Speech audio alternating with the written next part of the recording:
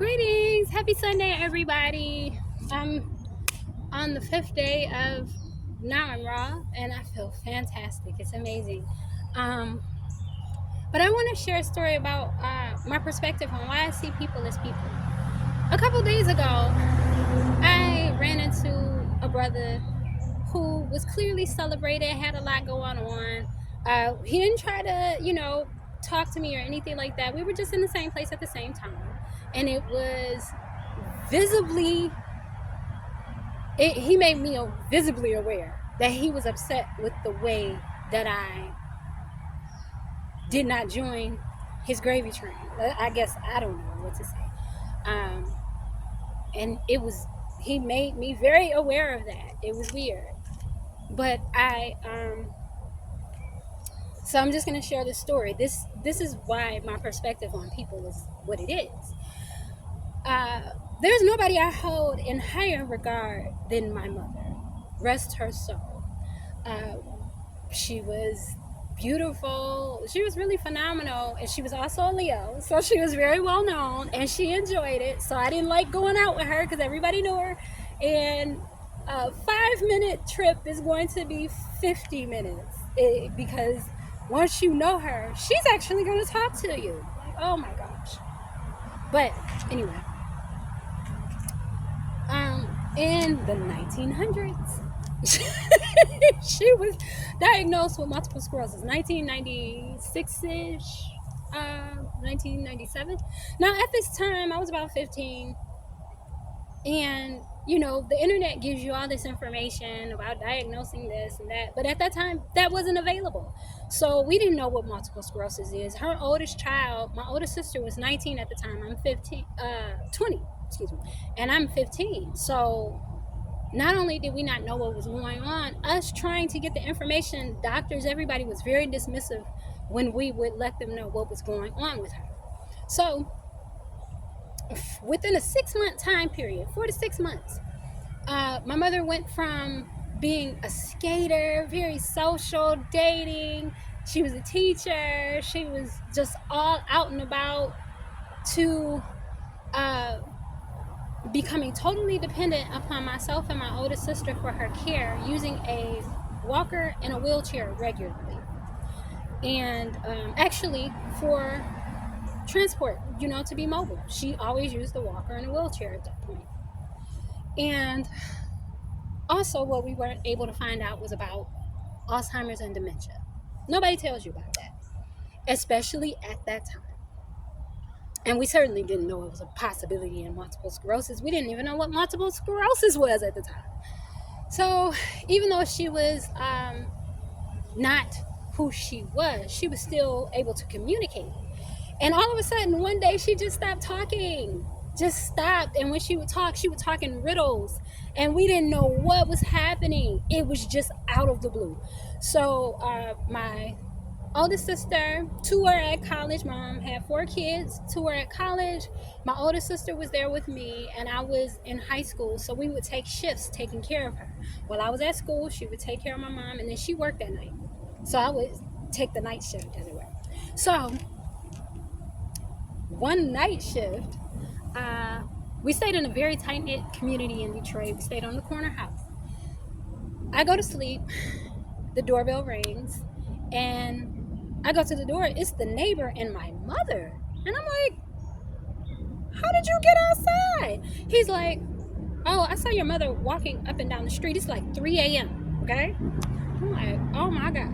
Okay, thank you. Bring her in. And I talked to her, Mom, why are you walking up and down the street? Did you want to go for a walk? What's going on? Blank stare, no response. So then,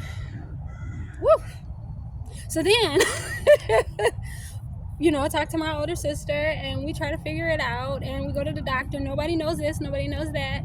So I just know to stay up all night. One night I go to sleep after a few weeks. And this night it is a thunderstorm. The neighbor comes to the door, and he has my mother with him, an umbrella. My mom is on a walker. She's dressed from head to toe in her pajamas and wet, soaking wet from head to toe. And he's like, and at the time, my mother had an Amethyst Jeep. It was brand new. That was her baby. He's like, your mother was outside standing at her car in the rain. Woo, woo.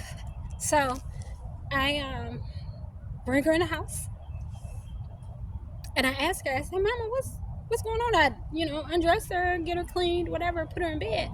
Mama, what's going on? Did you want to go for a drive? What's going on?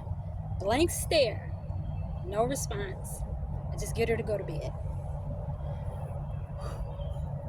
So, with all that she accomplished, with all that she did, with all that she was, she had got to a point where her mind was scrambled. She couldn't even remember who she was, what she had accomplished, and all those people who loved her, all those people who were fans of her, so to speak, they disappeared. We had no help. It was just us trying to figure out what's going on. So I am not anti have stuff or be popular or everybody know you. I am well aware that just as much as you have today, you can forget who you are tomorrow.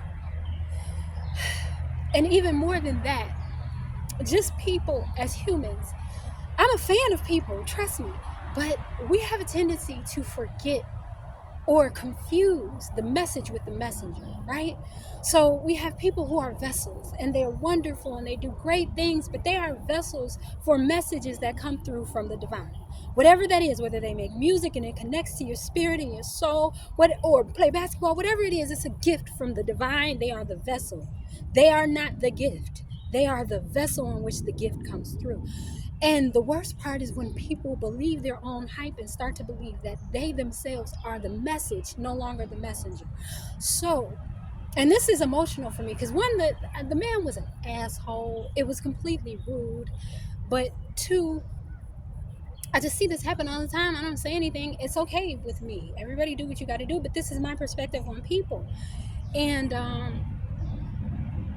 when I've learned never to confuse the message with the messenger. People are people. People are people. They're always going to be people. They're going to be up. They're going to be down. They're going to be in. They're going to be out. But they have amazing talents, gifts, and things that they transfer to us divinely. And I just so appreciate it. And I'm a fan of people too. But at the end of the day, I am well aware that you are just a person. So I hope that everybody remains humble. And don't buy into your own hype. It's actually sad when I see that happen. And it's sad when I see people who feel as if what's going on in the outside world defines their whole existence. Because nothing lasts forever. And when it falls, they end up lost. I just wanted to share that. Y'all be well, stay well, and have a happy holiday. Peace.